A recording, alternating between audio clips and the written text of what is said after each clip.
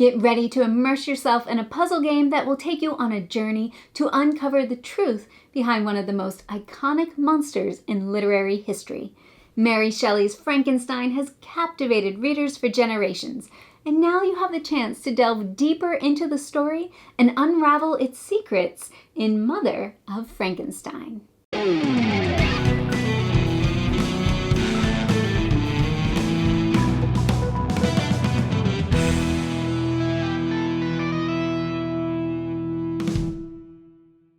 Thank you for joining us at Tantrum House Studio D. I'm Melissa Delp. And I'm Kevin Delp. Mother of Frankenstein is a narrative puzzle escape room style game. The box says 1 to 6 players, but it can really be played with any number since the game centers around solving puzzles. There are 3 volumes, Volume 1, Volume 2, and Volume 3.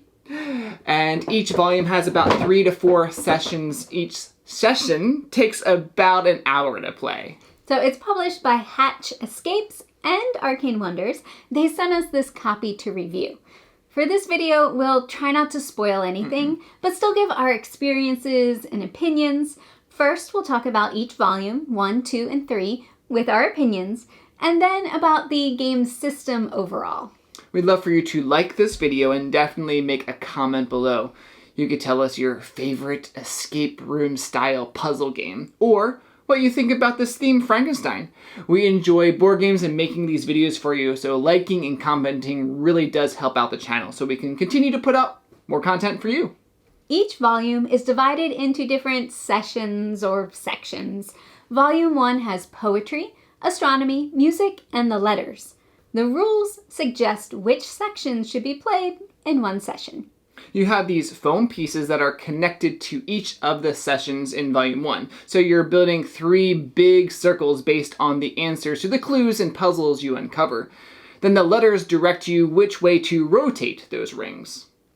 If you ever get stuck, there is a website that you can access to give you hints and answers if you really need it. I actually really liked the website, how it's sort of set up for the hints. You could choose which volume you're doing and then what section you're working on and then what specific clues you might need help with. Most of the time, as you click through it, it gives you sort of a broad hint and then you can sort of click more and give you more and more answers as you go through. So it really is up to you when you feel you've gotten what you need and then stop. So in Volume 1, the poetry section was one of my favorites. Oh, okay. It took us a little time to figure out what we were looking for, but then we had the aha light bulb moment, and some of the clues were pretty clever. Yeah, it's like that in a lot of puzzle games. Aha! Astronomy was a little tricky because it used a giant fold-out star chart. Also, neither one of us is all that familiar with the zodiac signs, although there is a key on the document, so you don't have to have prior knowledge. Now for Volume 1, that was actually my whole favorite volume out of all 3. Spoiler alert. The music section was probably the highlight in Volume 1. I do have some music theory background, so it came a little easier for me, but the game actually gives you what you need, so you don't need to know music notations and things like that. It will just go a lot easier, faster if you know music theory. Yeah, he definitely was able to breeze through that a little bit more than I would have.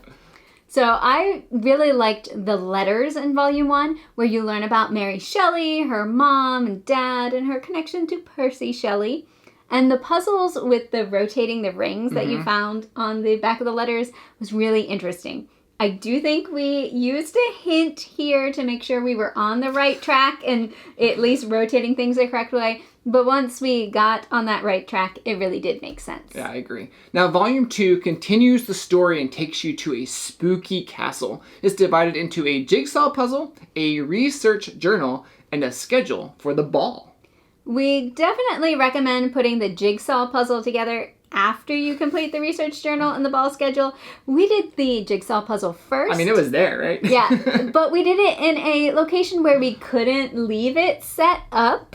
Yeah, we were on a cruise ship in one of those lounges, so... So we needed to put it back together again after we finished the other sessions. The research journal was the highlight of Volume 2 for me. I don't want to spoil anything, but as you know from the bigger Frankenstein story about that Frankenstein monster. So the testing had to start somewhere. So the research journal takes you on that journey with some really fun puzzles. Yeah, I enjoyed that one a lot too. The ball schedule is sort of a logic deduction puzzle. The game gives you information that you have to piece together to determine who was at the ball and where they were at certain times. It definitely takes some cross-referencing of different scraps of info to figure it all out. And of course, there's the jigsaw puzzle, which is a picture of the grounds of Castle Frankenstein. You do have a picture to refer to. The puzzle had some unique shapes. I liked how you weren't always certain how things were going to fit together, and then all of a sudden you realize two different pieces connect to make it into that little space instead of one piece. That's really interesting. Now for the last box, Volume 3, its box is almost as big as Volume 1 and 2 put together. And the reason for that is most of Box 3 is filled with 3D jigsaw puzzle pieces of Castle Frankenstein. I've personally never put a 3D puzzle together. But this one was a really cool introduction to that. And I feel it was a good start. It wasn't too big or too small. It was just right for me. See, I'm not sure I agree with that. You have some hints showing how the puzzle goes together, but not detailed instructions. And some of the 3D elements were a bit challenging. But I did have fun putting it together. It had a lot more variety than the 3D Empire State Building I put together when I was a kid. In addition to the 3D puzzle, there's also a sort of origami thing going on with you're putting on roofs on top of all the different buildings of the 3D puzzle. We actually found that really, really difficult.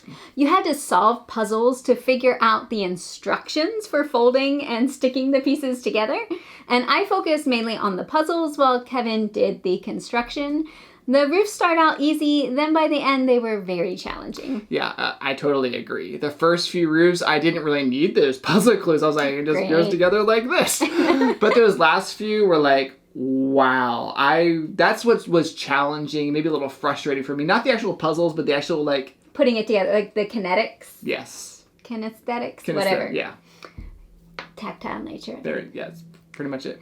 So there were also letters in Volume 3 that helped lead you to the final conclusion of the story.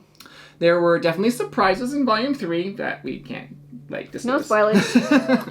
All right, so that was Volume 1, 2, and 3 very quickly. So let's talk a little bit about the game system in general. The game asks players to work together on one section at a time and not to divide up.